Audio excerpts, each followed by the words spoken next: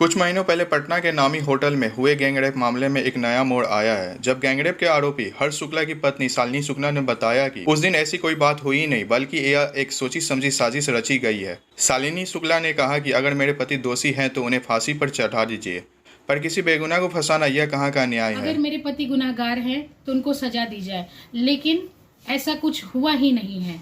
ना ही रेप जैसा कुछ हुआ है, और न ही उस लड़की के साथ मिसबिहेव तक हुआ है। इसके पास मेरे पास बहुत सारे एविडेंसेस हैं, जिसका खुलासा मैं आप लोगों के साथ। मैम पूरा मामला क्या है थोड़ा बताएंगे? मैं आप लोगों के सामने उस दिन का सारा वाकयात बताती हूँ। 30 जून, 1 जुलाई और 2 जुलाई को मैडम जो है हमारी कंपनी किंग्स मीडिया एंटरटेनमेंट में काम करने आई हैं। मैं ही 10 वर्षों से, मैं और मेरे पति जो हैं इस इवेंट कंपनी को चलाते आ रहे हैं। लगभग सारे हमारी कंपनी पर नहीं लगा है। दुनिया भर से लड़कियां आकर के हमारे लिए, छोटे से छोटे आर्टिस्ट से लेके बड़े से बड़े आर्टिस्ट, 50,000 आर्टिस्ट तक काम करके गए हैं। आज तक इस तरह का कोई आरोप मेरे कंपनी या मेरे हस्बैंड के ऊपर लगा है।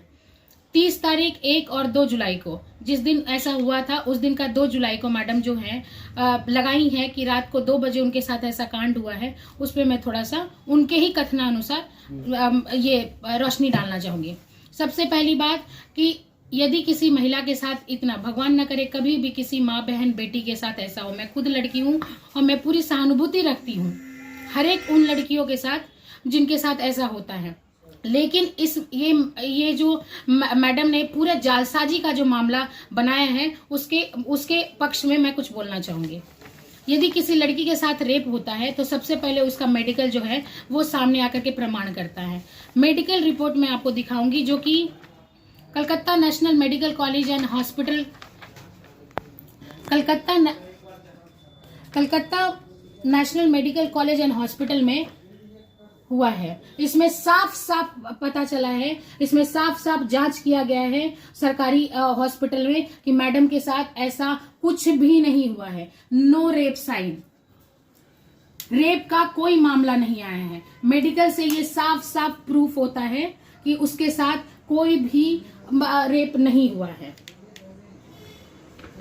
और भी बहुत सारे एविडेंसेस है जो मैं आप लोगों को दिखाना चाहूंगी। मैडम ने बोला है कि अब खुद मीडिया में जाकर के उन्होंने मुझे मेंटली टॉर्चर करने के लिए बोला है कि उसकी वाइफ और हर्ष रंजन, मेरे पति और मैं मिलकर के कंपनी चलाते हैं, और उसकी वाइफ ने ही मुझे बुलाया है। 2 बजे रात को उस लड़की ने बोला है, 2 जुलाई को रात को 2 बजे उस लड़की के साथ इस तरह का गलत व्यवहार किया गया है। और महज 4 घंटे बाद, 6:30 बजे 3 जुलाई को सुबह के 6:30 बजे, ओनली 4 घंटे बाद मेरी उस लड़की से बात होती है कि मैंने फॉलोअप लिया उससे कि तुम अच्छे से निकल गए हो कोलकाता के लिए।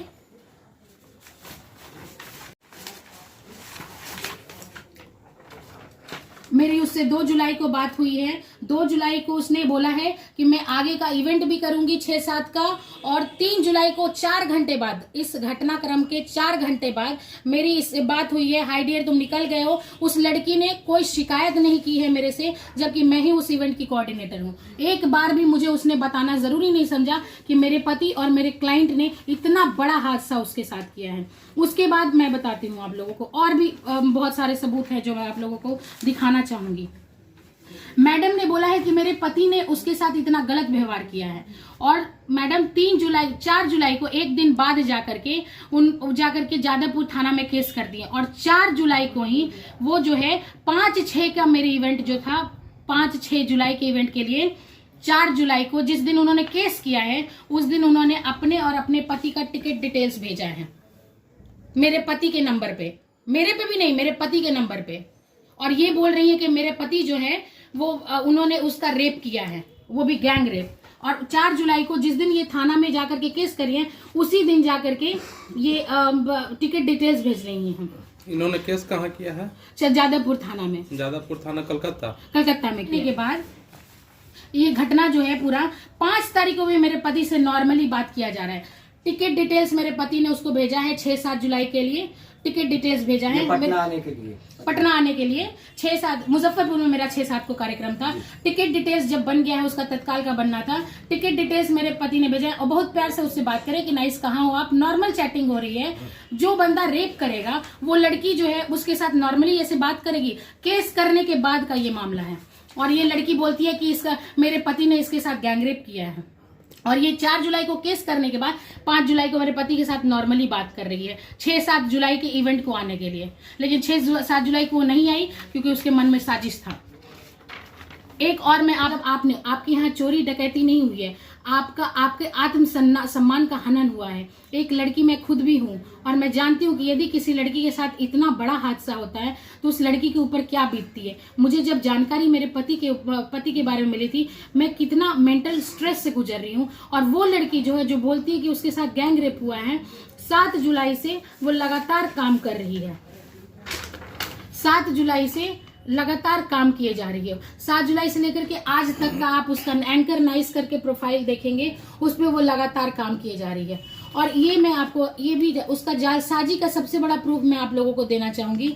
ये जो लड़की है जो आप देखेंगे 7 जुलाई के जो इसने ITC रॉयल बंगाल लिखा है और I am so much happy, मैं बहुत खुश हूँ इस इवेंट को करके। ये ITC रॉयल बंगाल का नहीं, मेरी ही कंपनी का इवेंट है तो 2 तारीख के पनाश का, जो इसने 7 तारीख को डाला है। इसका जालसाजी का यहीं से पता चलता है। पनाश के जहाँ पे ये कांड हुआ है भी एम्प्लॉय हैं, जितने भी मैनेजर्स हैं, उन लोगों से इन्वेस्टिगेट किया गया है। हमारे पुलिस ने इन्वेस्टिगेट किया है। उन्होंने साफ मना किया है कि इस तरह का कांड यहाँ नहीं किया गया है, मतलब नहीं हुआ है। उनको कोई जानकारी नहीं दी गई थी। उन्होंने बोला है कि मैडम के साथ यदि इस तरह का इतना बड़ा घटना होता तो हम लोगों को जरूर आके बताती, लेकिन हम लोगों को कोई जानकारी नहीं है। सर CCTV फुटेज, पनाश के CCTV फुटेज में भी ये साफ साफ जाहिर किया गया है कि ऐसा उस लड़की के साथ कुछ नहीं हुआ है।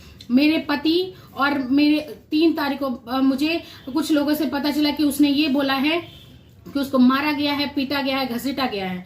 लेकिन उसी दिन रात में मेरे पति और मेरे जो क्लाइंट थे विक्रांत, उनके साथ ही वो बैठ के गई हैं गाड़ी में और हंसते खेलते बैठ के गई हैं।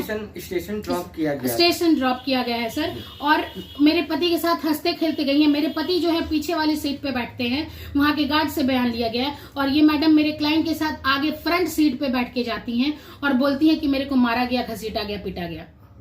और फ्रंट सीट पे बैठा करके इनको ले जाया जाता है और सी ऑफ करते वक्त ये गला मिल करके प्रॉपर्ली गई हैं। और ये लड़की, इतना बड़ा मजाक हर एक लड़की के लिए गैंगरेप जैसा वर्ड को लेकर के इस लड़की ने बनाया है, उसके बारे में मैं सारे जनता, जितनी भी लड़कियां हैं, जितनी भी पब्लिक है, दिन से मैं इस कंडीशन में, मैं 7 मंथ प्रेग्नेंट हूँ। एक दिन भी मैं डेली, मुझे 2.5 महीने बाद इस साजिश का शिकार बनाया गया। 2.5 महीने बाद मुझे इस केस की जानकारी दी गई। क्यों? क्योंकि इतना मतलब मेरी स्थिति और खराब हो जाए, मेरे पति जो है इस चीज को लेकर के प्रेशर में आ जाए और ज्यादा से ज्यादा रकम बटोरा जा सके। पैसे की भी डिमांड की गई। हाँ जी बिल्कुल, पैसे की डिमांड की गई थी। और ये पैसे की डिमांड, मेरे पास अकाउंट नंबर भी है इसका। इसी के जो सबसे पहले जिस लड़के ने सोशल मीडिया पे डाला था इसके साथ देने के लिए, मैं आपको दिखा, गोल्डन स्टेपर्स करके है राजवीर नाम का, जिसने सबसे पहले उसको पोस्ट डाला सिंपैथी दिखाने के लिए उस लड़की का। उसने ही अकाउंट नंबर मांग के मेरे पति को बोला है कि मैं सेटलमेंट करा दूंगा, आप मुझे 10 लाख रुपए दीजिए। ये गोल्डन कहाँ का है? ये कलकत्ता का है सर। अच्छा, ये लड़की से क्या संबंध है उसका? इन दोनों का बहुत नियर एंड डियर है। ये लोग साथ में अपना मिल करके, वो डांस ट्रूप है, ये एंकर है, आपस में सब आर्टिस्ट का कोऑर्डिनेशन है। और इसी लड़के ने सबसे पहले मेरे पति के खिलाफ, ये रहा अकाउंट नंबर जो कि दिया गया है। और मेरे पति से बोला गया है कि भैया 10 लाख रुपए डाल दीजिए, हम लोग इस केस को सेटल कर देंगे। मेरे पति ने पूछा है कि पैसे का क्या काम है, कुछ भी एक मिसबिहेव तक उस लड़की के साथ नहीं। वो हंसते खेलते मेरे पति ने स्टेशन ड्रॉप किया है, मेरे क्लाइंट के साथ वो गले मिल करके गई हैं वहां पे। और बाद में अपने पति के साथ मुझे जहाँ आपको कैसे पता चला कि वो हंस खेल गई हैं? आप तो वहाँ थी नहीं। सीसीटीवी फुटेज में ये इन्वेस्टिगेशन में आया है कि आप पनाश के सीसीटीवी फुटेज में आगे बैठ करके वो गई हैं। वहाँ के गार्ड, वहाँ के एम्प्लॉय ने बताया है कि मैडम हंसते खेलते गई हैं। ये सारी जानकारी पुष्टिकरण की गई है पुलिस के द्वारा। पटेम केस के बाद भी वो प्रोग्राम करने के लिए पटना आई थी और पटना में हाँ सर, 15 तारीख को जिस दिन इन्होंने थाना ट्रांसफर कराया, साजिश के तहत ये प्लानिंग थी। 15 को मैडम जादवपुर थाना से अपना केस गांधी मैदान ट्रांसफर कराती हैं और उसी दिन जहां पे इतना बड़ा कांड हुआ है इनके साथ, कोई भी नॉर्मल लड़की सर दोबारा उस जगह को देखना पसंद नहीं करेंगी, इतना बड़ा गैंगरेप जैसा इल्जाम लगा करके। और वो लड़की जो है पनाश में आकर के इवेंट करती हैं दोबारा और फिर जाकर के सुबह में पूरी प्लानिंग, क्योंकि उनको सिखाया गया है राइवल ग्रुप्स के तहत, आकर के केस ट्रांसफर करा करके और अपना काम करती हैं और साथ में इवेंट भी करती हैं। मैडम आपने उनसे बात करने की कोशिश की है उस लड़की? हाँ बिल्कुल। जिस दिन मुझे 2.5 महीने बाद जब ये घटना पता चलती है सोशल मीडिया के तहत, ठीक है, किसी को कोई ना मुझे कहीं भी पुलिस की तरफ से कोई जानकारी थी, कहीं से भी मीडिया डायरेक्ट ना ही उस लड़की ने, मैं कंटिन्यूसली उससे बात भी मैंने किया है चैटिंग के थ्रू कि हाँ तुम निकल गए, उसके बाद तो मेरी उससे कोई बातचीत नहीं हुई। सोशल मीडिया में अचानक मुझे पता चलता है तो मैं सदमे में चली गई थी। सबसे पहले मैंने उसको फोन किया था कि तुम्हारे साथ ऐसा क्या हुआ है बताओ जरा। तो उस लड़की ने बोला वो अच्छा अब जाके आपको पता चल गया। वो उसका ये रिएक्शन था, आपको पता चल गया, मतलब कि उसको पता था कि यदि मुझे जानकारी मिलेगी तब तो ऐसा कुछ हुआ नहीं है। तो मेरे बारे में सब लोग जानते कि मैं अपने आर्टिस्ट को लेकर के मेरी हॉस्पिटैलिटी, मेरी किंग्स मीडिया एंटरटेनमेंट की हॉस्पिटैलिटी और अच्छे बिहेव की वजह से लोग मेरी कंपनी को जानते हैं। मेरे पति और मेरे मेरे जो कलीग हैं सब लोगों के साथ अच्छा बिहेव करते हैं। हम लोग आज तक हमेशा साफ सुथरा काम करते हैं। इस पूरे मामले को लेकर आप ऊंचे अधिकारी के पास गई थी? हाँ बिल्कुल सर, मैंने हर एक जिस दिन मुझे मैंने जितने वरीय अधिकारी लोग हैं, जितने भी सीनियर पुलिस हैं, मैं सबके पास जाकर के मैंने सबसे पहले एप्लीकेशन दिया है, प्रोसेस किया है, लीगली प्रोसेस किया गया है। किस किस अधिकारी के पास आप गई? मैं आईजी सर के पास गई हूँ, आईजी महोदय के पास गई हूँ, मैं श्रीमान डीआईजी के पास गई हूँ। मैंने देखिए रिसीविंग भी है मुझे। सीनियर एसपी के पास मैं गई हूँ, मैं एएसपी सर के पास गई हूँ, मैं मेरे जितने भी सीनियर पुलिस ऑफिसर्स हैं, मैंने अपना एक आवेदन दिया है कि निष्पक्ष जांच हो। मेरे पास बहुत सारे एविडेंसेस हैं सर, जिससे साफ साफ पता चलता है कि उस लड़की के साथ रेप तो बहुत दूर की बात है, उसके साथ कुछ मिसबिहेव भी नहीं हुआ था। उस रात मेरे पति और मेरे क्लाइंट, क्योंकि मैं प्रेगनेंसी की वजह से मैं ही सारा कोऑर्डिनेट करती हूँ, मैं बार बार बोल रही हूँ, प्रेगनेंसी की वजह से मैं ब्रेक पे थी और मैं काम पे नहीं जा सकती थी मेरी उससे, लेकिन लगातार बात हो रही थी। मैंने अपने पति को बोला पेमेंट के लिए, आगे के काम के लिए जाकर के आप उनसे बात करें। उनको नहीं पता था कि इतना बड़ा षड्यंत्र रचा जा रहा है उनके खिलाफ। वो गए नॉर्मली उनसे बात करने के लिए और उस लड़की ने इतना बड़ा झूठा आरोप लगा दिया इसका, ये करने का, और मेरे नहीं रहने की वजह से। मैम जो आला अधिकारी लोगों से मिले उन लोगों ने क्या आश्वासन दिया? उन्होंने बोला कि मैंने बोला कि सर यदि मेरे पति, मैं बस निष्पक्ष जांच के लिए बोल रही हूँ, सच सामने आए।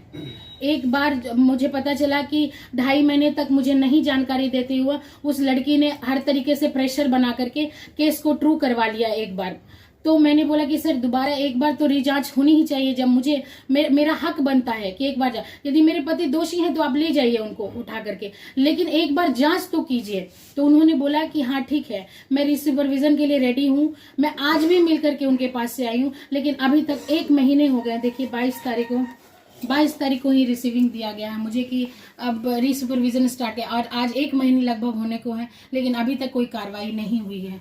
मैं आप सभी से अनुरोध करती हूँ कि जल्द से जल्द रीसुपरविजन कराया जाए। मैं जितने भी पुलिसकर्मी हैं, सीनियर पुलिसकर्मी हैं, उनसे अनुरोध करना चाहूंगी कि सच को सामने लाया जाए और निष्पक्ष जांच किया जाए। मेरे पास जितने एविडेंसेस हैं उन सारे बिंदुओं पे मैंने दिया है, उन सारे बिंदुओं पे जाकर के एक बार जांच करें और सच को सामने लाएं, सच को सामने लाएं। बस मैं इतना ही और मैं जानती हूँ कि सच सामने आने पे वो लड़की जो है वो सीधा सीधा जालसाजी का मामला है और मेरे पति जो है वो निर्दोष है। मैम अपना पूरा नाम और पूरा पता बताएं। जी, मेरा नाम शालिनी शुक्ला हुआ। मैं किंग्स मीडिया एंटरटेनमेंट की मैं और मेरे हस्बैंड जो है वो दोनों कंपनी चलाते हैं, और मेरा जो है ससुराल जो है वो मुजफ्फरपुर माड़ीपुर में है।